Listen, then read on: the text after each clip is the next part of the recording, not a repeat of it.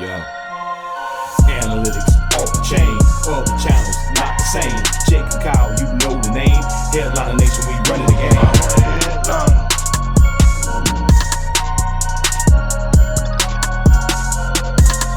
I'm a headliner. What is going on, Headliner Nation? Jake in the Doc coming back at you today, week 4. And we're not going to waste a whole lot of time. Ethan's in the building because everybody and their mother, some of their sisters are also injured right now. Everybody's hurt. Ethan, you cannot open up a fantasy football app right now and look at a roster without having question mark, questionable tags next to players. It's getting a little bit out of control here, and you're going to have your work cut out for you today. Yeah, sadly, I do have to finally earn that paycheck. Yeah, you're going to actually have to do some work for what you get paid for once. That's absolutely crazy. But anyway, it's ridiculous. We're not going to waste a whole lot of time because there's a lot to get into now. Obviously, we record this Thursday evening during the Thursday night football game, and we've already seen an injury in that game here in week 4. Do you want to go ahead and touch on DJ Chark real quick? Yeah, let's talk about this. So we saw it on the video. Anyone who hasn't seen it, it's kind of, at first didn't look that bad, and then I watched it back, and you can see where the problem arises. So he wasn't even really involved with this play. He was just in the vicinity of it, and basically the running back came, got tackled, and a player rolled up on DJ Chark's leg. We have got some early reports that was an ankle fracture, not just a high ankle sprain here, an actual fracture, possibly a dislocation. It was kind of hard to tell. I didn't get a great view on like how the ankle looked. All we know is that it was rolled up enough that it was broken. And so we do see this often with high ankle sprains where it actually twists so far that the bone breaks before the ligament does. So we're expecting a pretty lengthy recovery timeline for DJ Chark, definitely going to the IR, potentially missing the entire season. We'll have a little bit more on that, next week as we get, a confirmed timeline. But with something like this, you're looking at least 8 weeks, possibly even longer. That's too bad because DJ Chark, even though he hasn't been somebody that's huge on volume, he was able to find those big plays at times here. And now that Trevor Lawrence is finally starting to get maybe a little bit more comfortable, hate to lose DJ Chark. But now we're going to go ahead and get into all the week 4 injuries. And we do have a moment of silence, but make sure you check down below in the description because we have timestamps. We're also doing some show us your teams and dipping into the mailbag. So make sure you check all of that out. But Ethan, who today are we going to have a moment of silence for? It's sad, Jake, but we do have a moment of silence for James White. Sweet James White. Just a PPR legend, really. I feel like we've lost, a grandparent or someone really close to us that was just always there for us. He's dealing with a hip subluxation, dislocation type of injury, probably just given the fact that the news is that he's missing the rest of the season, something he will have to have surgery on. You don't know. It could be the labrum that is injured. There's a lot of things that can go wrong with a hip dislocation. And so obviously no more James White. You can drop him. He's not going to play again this year. It sucks for those, leagues that were, you were expecting him to kind of be that PPR floor for you in your flex spot.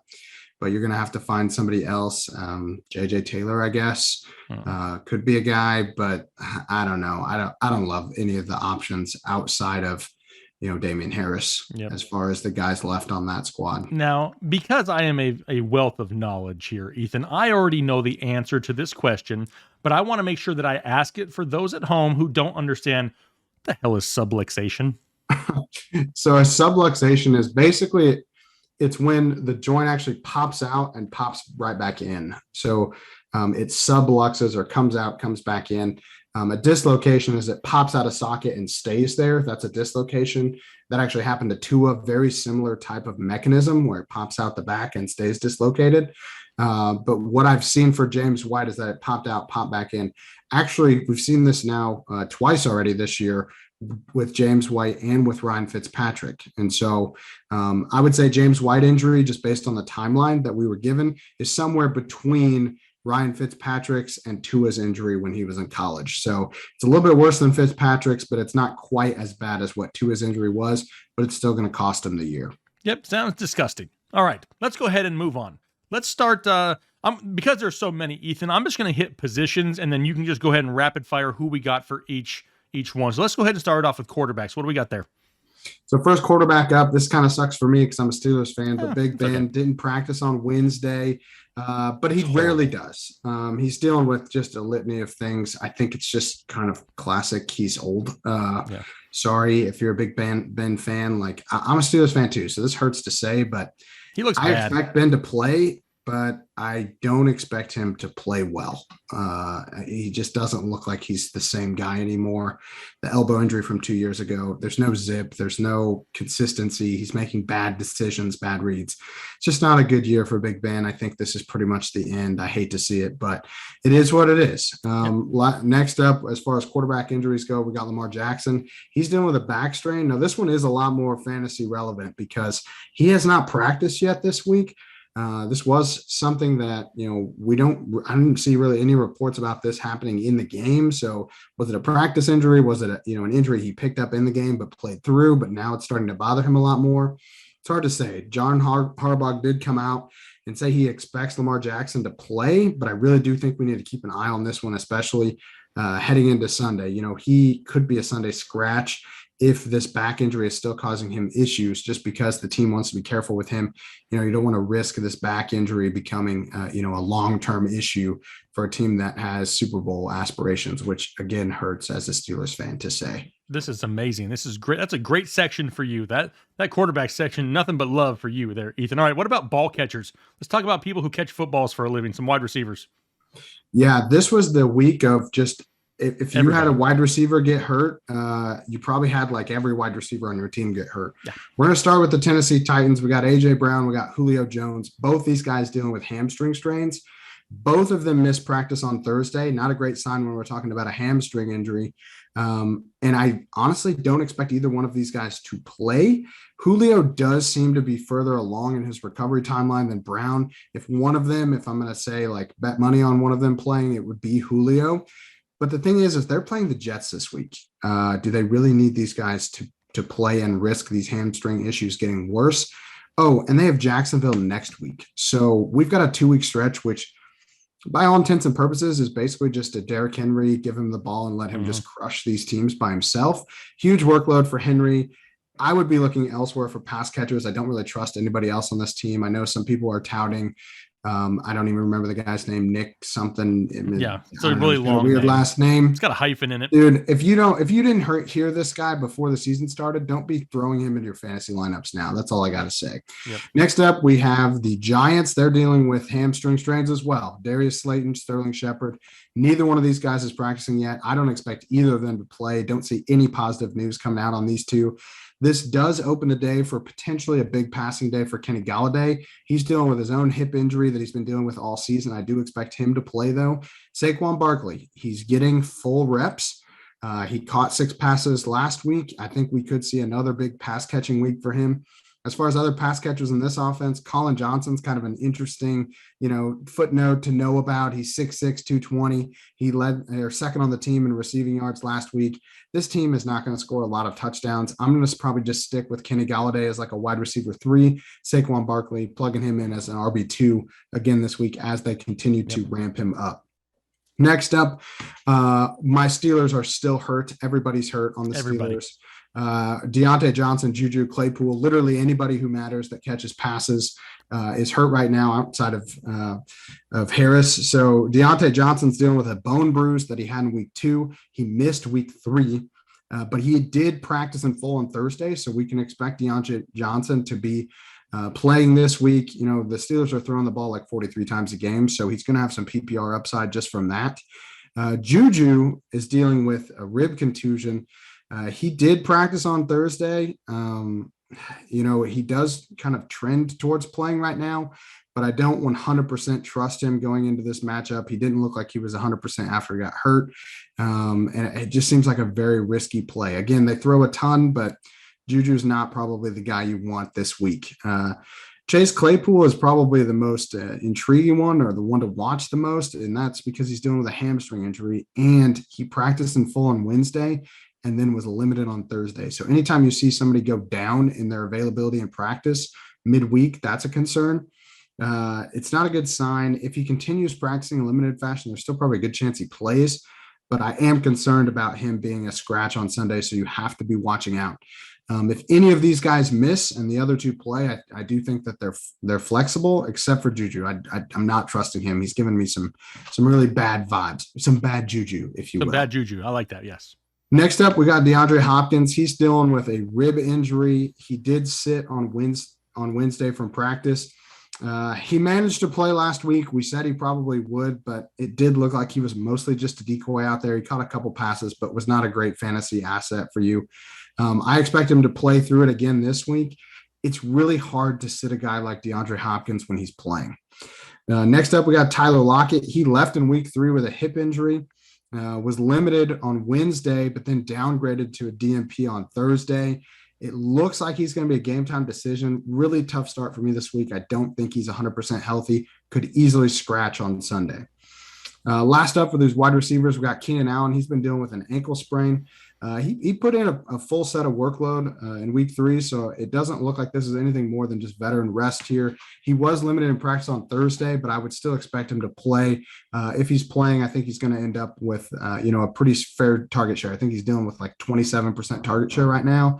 They're throwing the ball all over the place. If Keenan Allen's playing, I think he's a pretty safe option as a wide receiver. Yeah, and that's crazy. Is it just me, or does it just seem like there's so many hamstring issues this year? Maybe it's not anymore. Maybe it's because they're all coming in bunches, but there are so many people dealing with hamstring issues. All right, now we've talked about ball catchers. What about ball runners? Guys that, hit the hole for a living, Ethan. And what about some running backs?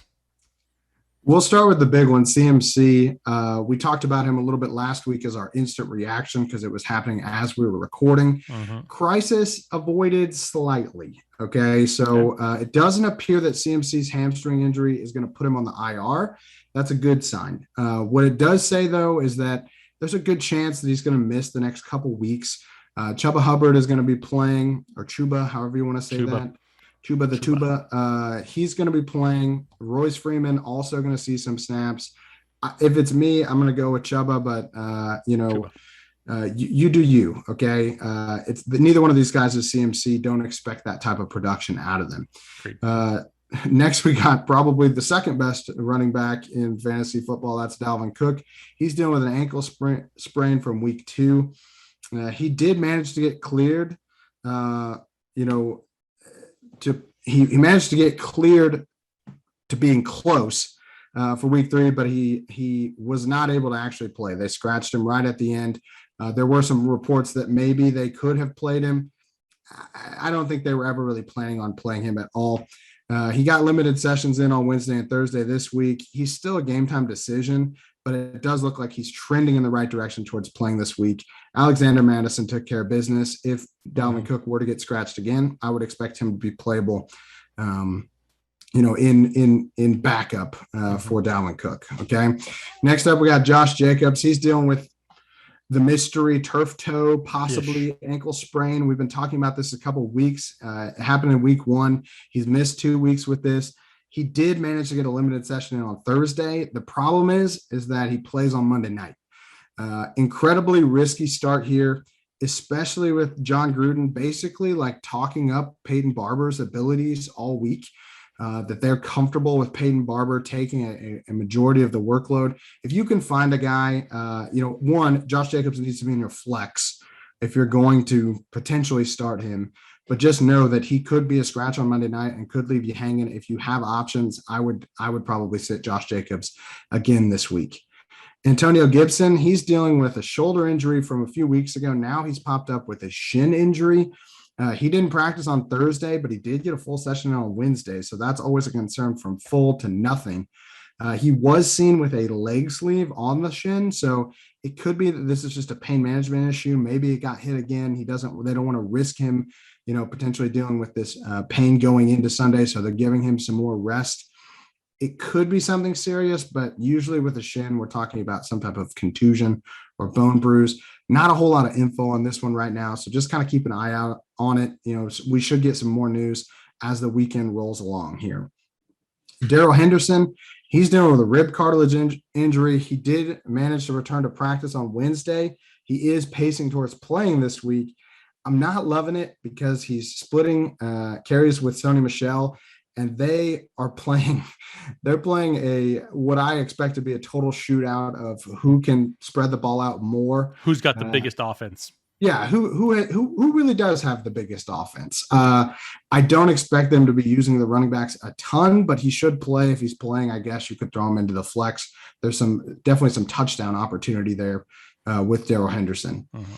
We've got Melvin Gordon up next. He's dealing with a rib injury and a lower leg injury, a little bit of everything here. He was limited on Thursday, expected to play. The problem with this one is that they're going up against a Ravens team that's only averaging about 79 yards rushing a game is what that defense gives up.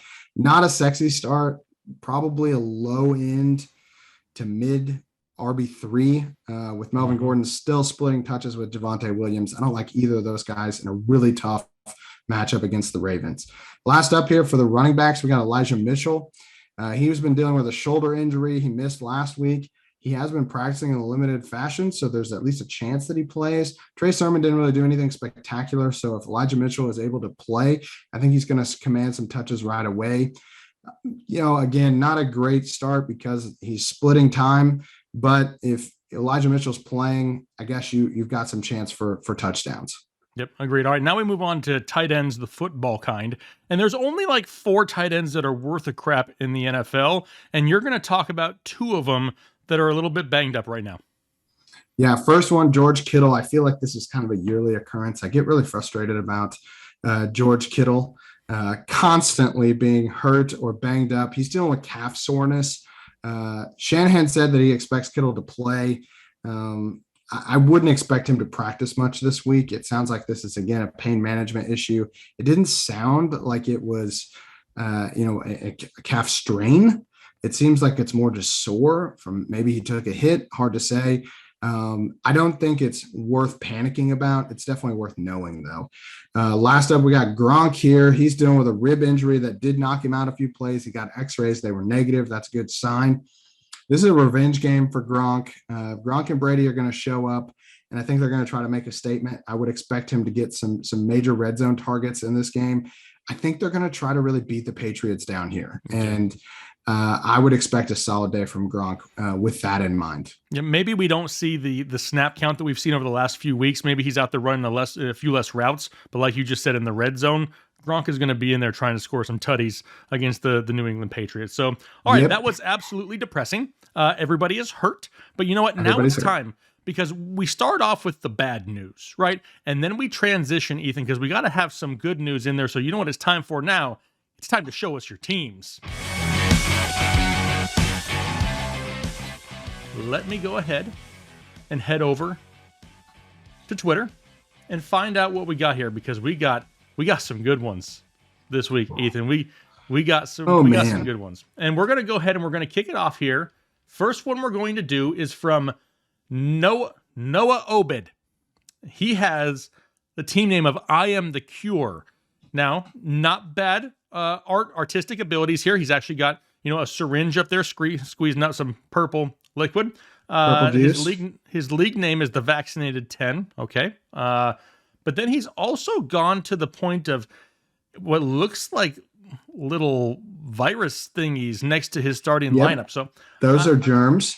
Okay, viruses. Germs. Great. Way to go from a doctor perspective. I appreciate that. What are the other things, Mr. Big Brain? What are the purple things next to the bench? It looks like a 70s Cadillac wheel. It looks like a cell. It could be a mitochondria, otherwise known as the powerhouse of the cell. God, you were way smarter than I thought you were. But it does appear to just be a normal cell. I'm not seeing anything spectacular about it. Hard to tell for sure. The thing at the bottom, those are stars, Jake. I don't know if you know about that. Stars. Yep. I was pretty. They could, I guess, be starfish, but they're very similar. Yeah. Well, speaking of those stars, the first one says he traded CMC for Saquon. Honestly, I don't hate that. I don't love it, but I don't hate it at all because Saquon's verging up, on the way up. CMC kind of going on the way down for the next few weeks, so I don't hate that. Yeah, it's still a little risky for me, knowing Saquon probably going to have a down year compared to what he could do just coming off the ACL. But if we see another issue like what we had with CMC last year, where the injuries just kind of build on top of one another, This could work out well for him. I would say it's probably a B trade if I'm going to grade that specifically. Okay, well, he's going to want to trade Burrow, he says down here, for a wide receiver 2 or 3. But let's look at the roster, because as a 2-quarterback league, it looks like he's got Matthew Stafford and Sam Darnold. I like that. I like me some Sam Darnold this year. I've been preaching his name for months and finally getting some respect.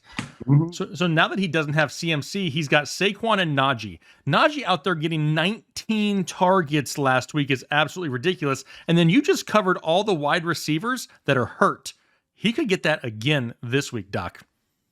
He could. Did he have 19 targets? He had 19 targets, 14 receptions last week. That is bonkers. I should know that as a Steelers fan. You should probably know that. I apologize. You know mitochondria, but you don't know the stats of your favorite team. Okay, I'm doing my best here. Such a smart person. All right, next up, you got CeeDee Lamb and DJ Moore. I like that. Jack Doyle. I don't know if I'd have Jack Doyle in there right now, because Jack Doyle I don't think he's even playing this week. Is he playing?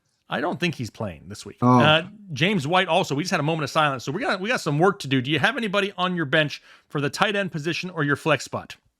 Well, flex. Hopefully, he's putting Jamar Chase in his wide receiver spot and putting one of those guys in his flex, because you do not start players on Thursday night in your flex. But Jamar Chase so far has been playing pretty well.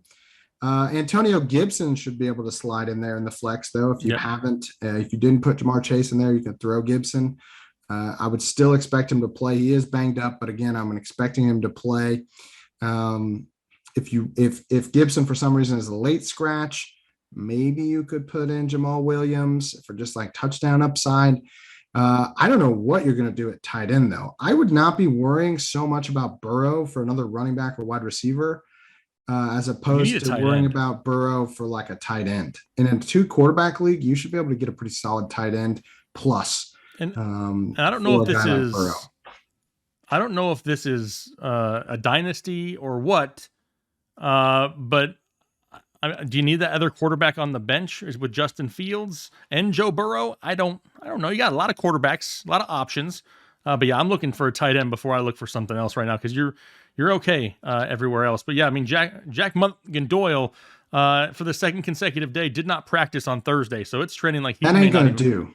That ain't gonna do. Okay, no, so you need some help right there. All right, next up, you need a cure for your tight end. Yeah, fix the tight end issues. Absolutely, there's never a good thing when you have tight end issues. Overall, though, I like the artistic ability. It caught our eye. Right, it stood out. Next up, let's go to Austin Daniel. Austin has Rainbow Sherbert. I'm guessing as a play on Herbert. It's a 10-team half PPR. He drew arguably the best and worst stick man that I've ever seen in my life. He's got player names as appendages on his body, which is weird. He's got Travis Kelce as the midsection, Devontae Adams and Cooper Kupp as the wide receivers on the outside, with Chris Carson, Darrell Henderson. Not loving the Darrell Henderson pick there. Got Brandon Cooks on his sword, New Orleans in the shield, with Herbert and Gould. And then it looks like he's standing on a podium, I'm guessing. Maybe it's just a box. I don't know. But he doesn't have much better options in there. Honestly, though, I'm worried about Darrell Henderson, but I don't know if I feel any better about Mike Davis or Elijah Mitchell. Is it too big of a gamble to go Nyheim Hines? Kind of. Well, we don't know what he has to start. If he could start, I'm assuming he has to start those 2 running backs. Those are just running back positions. I guess Nyheim Hines would be okay if it's a half PPR, so it's not the worst thing in the world to start Nyheim Hines. I just, OBJ on the bench, that's solid. Claypool on the bench. I'd be trying to probably flip a wide receiver for another running back to just give me maybe packaging, a Mitchell and an OBJ for an upgrade at your RB3 spot. Just something that maybe I'd consider if you can swing it. The picture is really throwing me off. Like, okay, Herbert's the brain. Your quarterback's kind of got to be the smartest guy on the field. Okay. Right. Robbie Gould is like the vocal cords or like the neck or it's like a cape. It's a cape? I don't know. It's just what I'm going with. Oh, it's a horrible cape then. It's the worst cape I've ever seen. Terrible cape. The kicker's fine, but the cape is terribly drawn. New Orleans defense is the shield. Okay, defense, shield. I get that. Makes sense. But you got Travis Kelce and Devontae Adams, and you're putting Brandon Cooks as your sword. Like, come on, man. You got better sword options. Yeah. I'll be putting Cooks is more of an arm guy, if I have to be honest. Devontae Adams should probably be your sword. Or Travis Kelce. I'm just saying. Yeah. Your running backs, my only concern is the running backs, which means the fact that you've built this guy up on some legs. That's a problem. You're going to lose your foundation here pretty soon. You're going to lose the foundation, which is very risky for a night. So overall, this team has got a lot going on. The team name doesn't apply to anything in the drawing, which I'm a little disappointed about.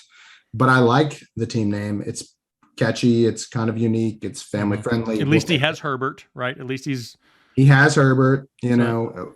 But here's the most important question, Ethan. And I would sit here and I would be a liar if I didn't tell you that I strained my eyeballs to try to see what's written on the other side of this paper. Oh, yes. There's writing back in there. And maybe y'all got some skills out there. I know you do, because every time I send a picture, everybody zooms into something that means absolutely nothing and finds it. But there is some writing back here, and I tried to figure it out, and I just couldn't get it. But it's interesting to know that he's taken a piece of loose leaf paper that he wrote something on one side and then drew he's totally in a classroom right now. You know, Jake, and I can't confirm this because I'm really squinting, but that could be another list of players. Perhaps he attempted to submit a team previously, but had to kick it up a notch because the competition is so fierce among Headliner Nation that now I can kind of see maybe an RB. You're right. As I get closer, I can see there it says Defense Denver next to it. Yep. I see that.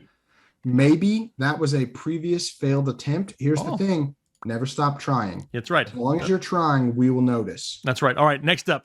This one's great. Why? Because it's a picture of me. All right, this Jordan. Ugliest team I have. Jordan Perp drank. He's got don't digs in your Butker. Okay. I like it, but does he have Stephon Diggs and Harrison Butker?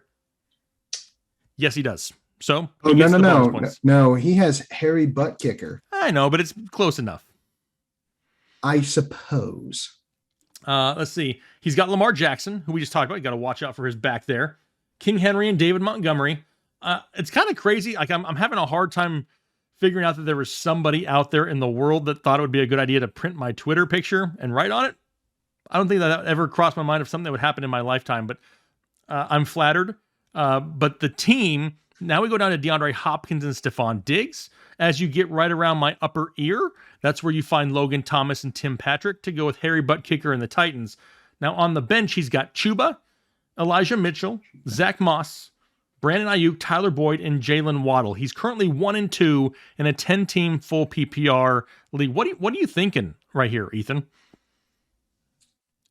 Hard to read. I'm so distracted. One, because I'm so good looking. Who managed to make it in 2 straight videos. Who did? I didn't notice that Jordan Perp drank. He hasn't been in 2 videos, has he? Submissions. Yeah, we had Perp drank last week. No, we did I remember Perp drank. Okay, that's too unique of a name to be double submitting. All right, I'm checking it right now. Jake's picking the teams, and of course he's going to go with the one with his face on it. Makes perfect sense. I'm checking. I would be flexing Perp drank. Maybe this is a different team. We won't judge. I would be probably flexing Chuba Hubbard instead of Tim Patrick if it was me personally. I know that Jerry Jeudy is still out, but I think Chuba's going to give you more upside in your flex position. As far as DeAndre Hopkins, you got some question marks there. Like we said in the injury section, we would expect him to play. If for some reason he does scratch this week, which again, we're not, I'm not expecting that to happen. Tyler Boyd's already played. You're probably going to want to put in Jalen Waddle just for the consistency of targets. Brandon Ayuk I'm still not 100% sold on like what his week-to-week value is. Is he out of the doghouse? Is he in the doghouse? I don't trust it. Just like I don't trust this smug look on this man's face that I'm looking at. And I'm not talking about the picture.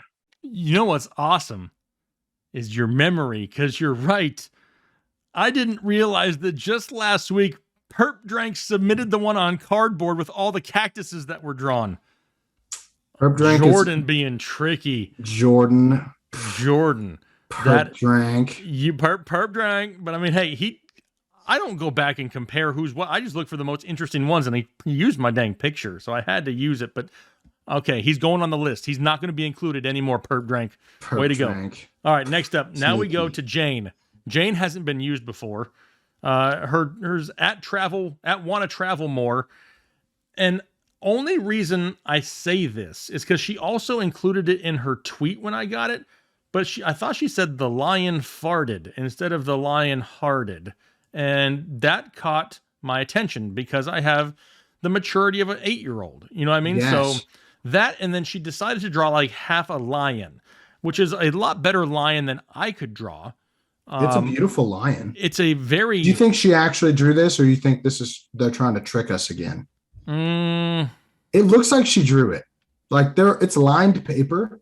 Yes. How would you do lined paper with like I think it's been hand drawn. Bonus points for Jane.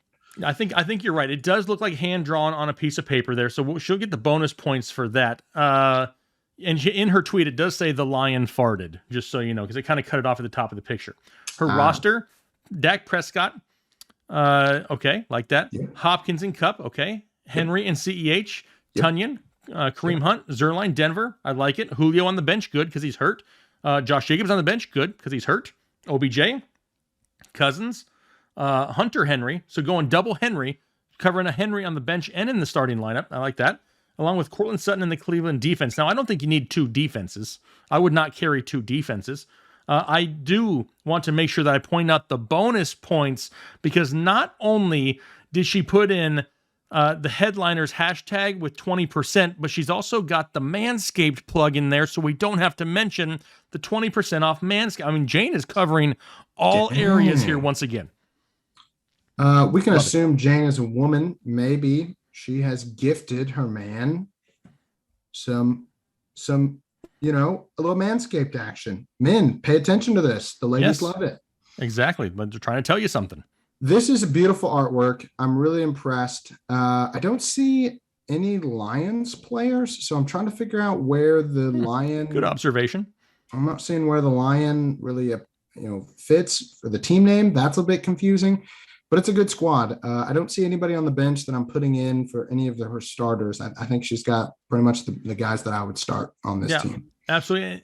It's like look closer towards the top of the lion.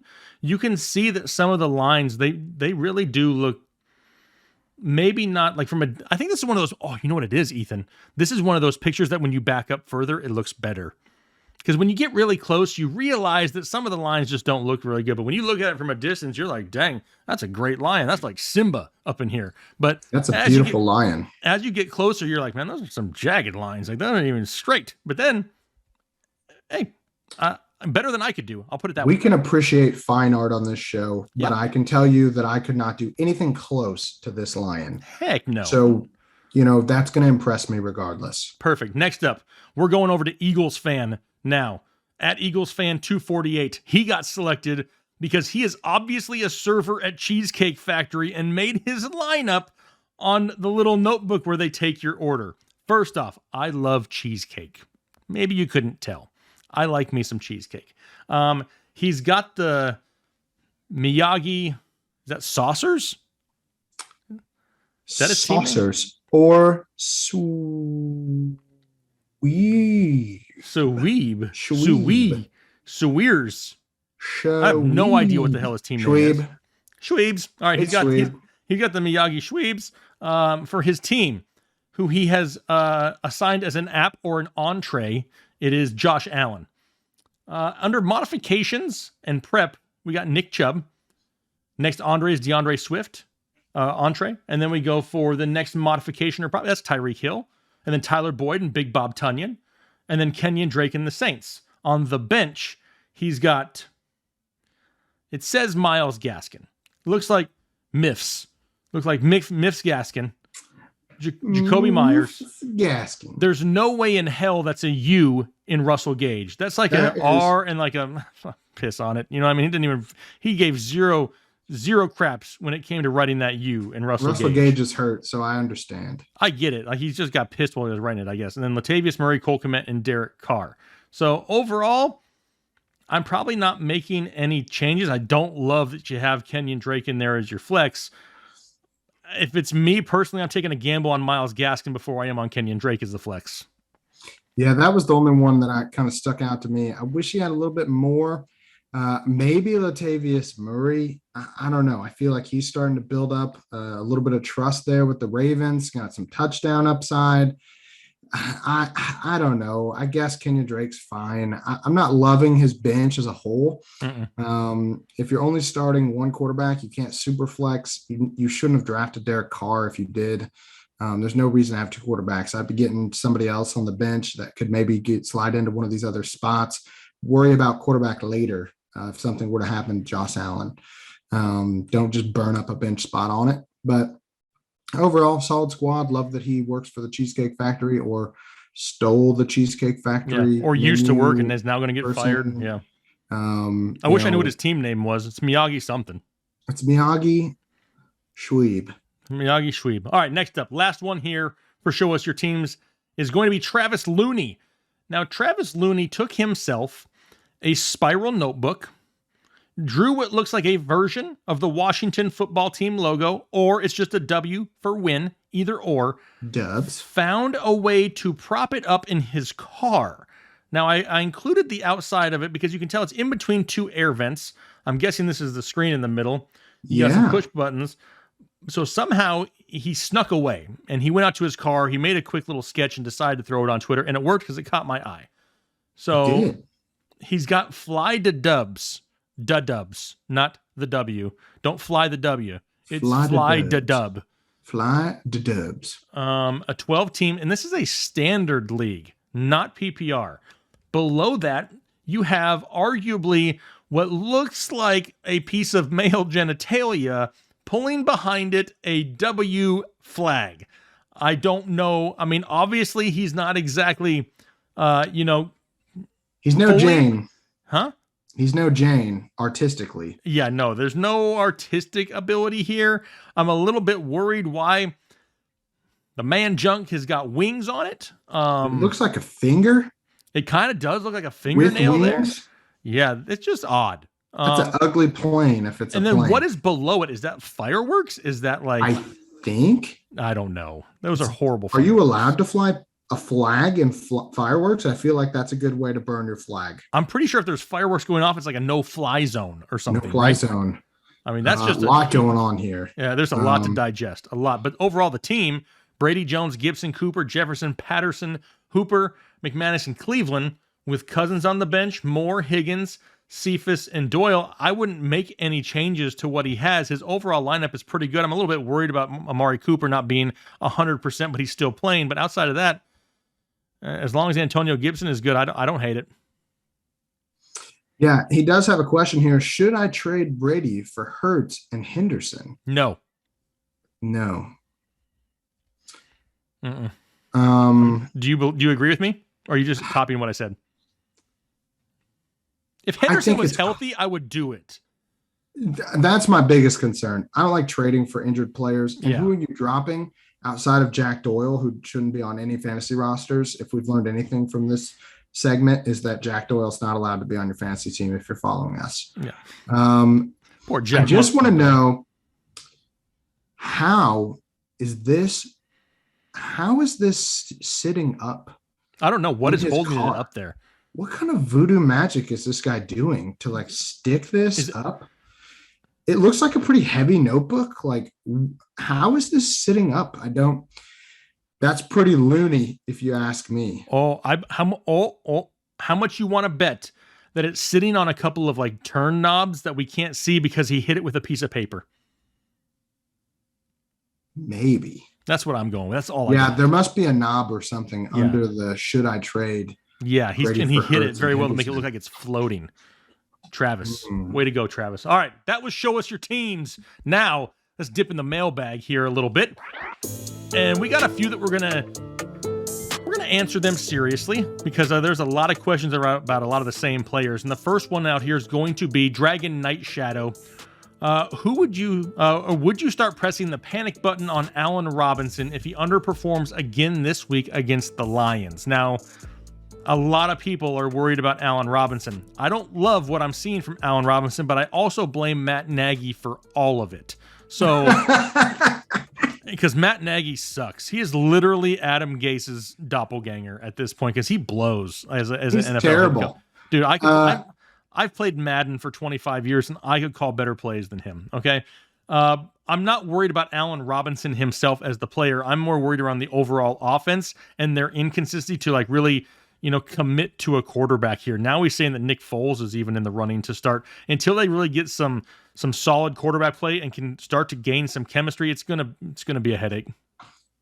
I agree. I don't think you should panic on Allen Robinson. I think just like anything, it really depends on how long Matt Nagy stays there. I do think that that's the biggest concern. I also have a lot of concerns with just the offensive line just being really bad. Mm-hmm. They have not played well, and it doesn't matter. Allen Robinson is one of those players that he thrives on being able to get downfield and win in those situations. And if the offensive line isn't giving whoever the quarterback is time to like let those types of plays develop, I am a little concerned about Allen Robinson and his ability to score fantasy points because the offensive line is so bad. Matt Nagy is so bad.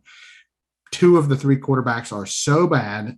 And I just really am concerned that this offense as a whole is just going to kind of disappoint people this year. Yep. Thanks, Matt Nagy. Appreciate you. All right, next up, Garrett M. What is the maximum number of beers and or wings I should have on Sunday and not have acid reflux on Monday? Thank you. That's why I have you here, Ethan, because you're the doctor. Not that you know anything about acid reflux. Maybe you do. Maybe you don't. No idea. But do you have a good estimate of the proper beer to wing ratio to not end up with acid reflux? First things first. Okay. Establish how many wings you can eat combined with a Tums to set the baseline. Okay. Without having acid reflux. If that's 10 wings, how many Tums are you willing to eat? Yes. Pop those things like Tic Tacs or what? You could pop at least 2 or 3. I don't know. This is not medical advice. This isn't really my forte.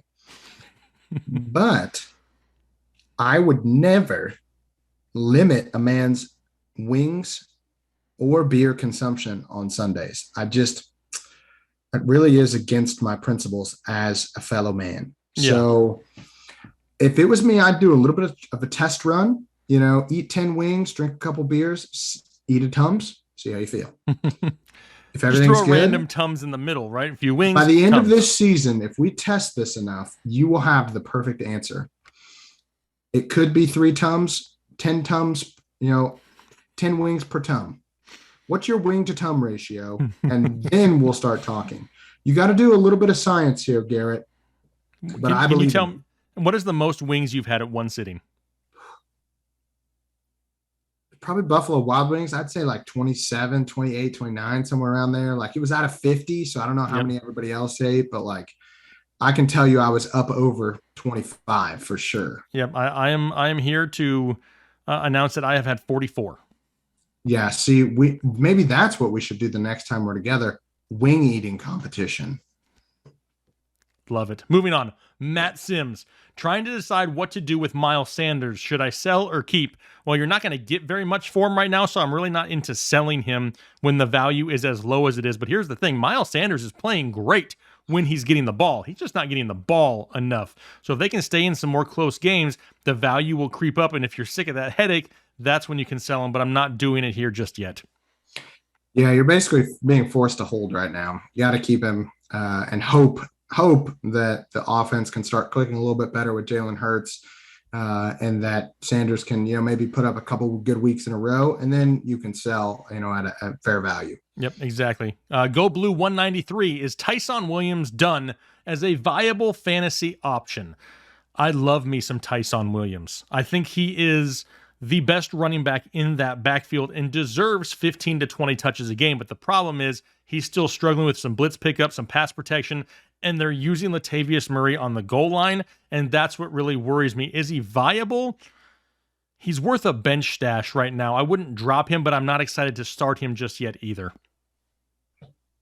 I'm going to go out on a limb here and say, yeah, he's probably done. I don't believe that you can fix the issues that he has quickly in season. Yep. I think they've realized that Latavius Murray gives them the most consistency, not the most upside, the most consistency. Mm-hmm. And so to me, Tyson Williams is just never going to have, outside of an injury to some of these veterans, the opportunity that he may have had, right after this, string of injuries to their first three running backs that they went through.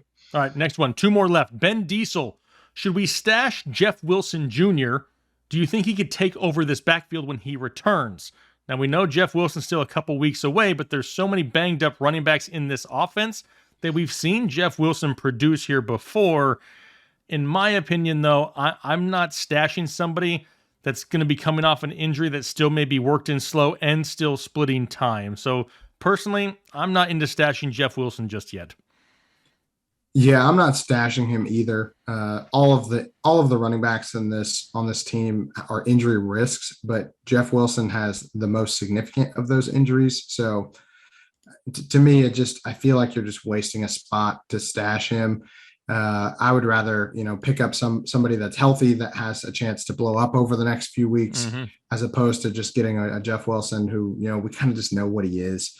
I don't see any way he takes over the backfield, which is the second part of the question. So He's not taking over. He's not really that high of an upside stash, in my opinion. Agreed. Now, the last one, not really a question, more of a statement, but I just wanted to throw it out there because this is how some people just don't care. What's it say? Insolent Mix 47. I traded Calvin Ridley for Justin Tucker. No regrets. That, in my opinion, is next level insanity. I feel bad for this man. He was obviously hurt. He remains hurt. And he just said, F it. Now, not a trade I would have done. I don't trade for kickers, much less trade somebody that you drafted probably in the second round for a kicker. You made that commitment with drafting them early. Has it not panned out? No, but you probably could have gotten more than Justin Tucker in a trade. Yeah, this is pretty bad. Yeah. We do not condone this type of behavior at the Fantasy Headliners. I just wanted to throw it in there just to show some people's level of the give a crap meter is on straight E at this point. He's still wide receiver 25. Yeah, he hasn't been bad. He just hasn't been great. Like, who hurt you? Like, exactly. This is ridiculous. Exactly. But hey, that was the mailbag here for this week. So we went through all the injury recaps. You showed us some of your teams, and then we dipped in the mailbag. But there's still a lot of information that's going to come out here over the next couple days. Don't forget, we still have our Saturday night live streams, 9 p.m. Eastern time. The chat last week was absolutely insane. Get in there, have some fun with us here this weekend. We're looking forward to it. Week 4 is right around the corner, and we wish you guys nothing but the best of luck. So for myself and for the doc, hopefully you guys had a great week. Hopefully you have a great weekend. We'll talk to you later. Need some motivation. Head to the channel for this headliner nation. I'm a headliner.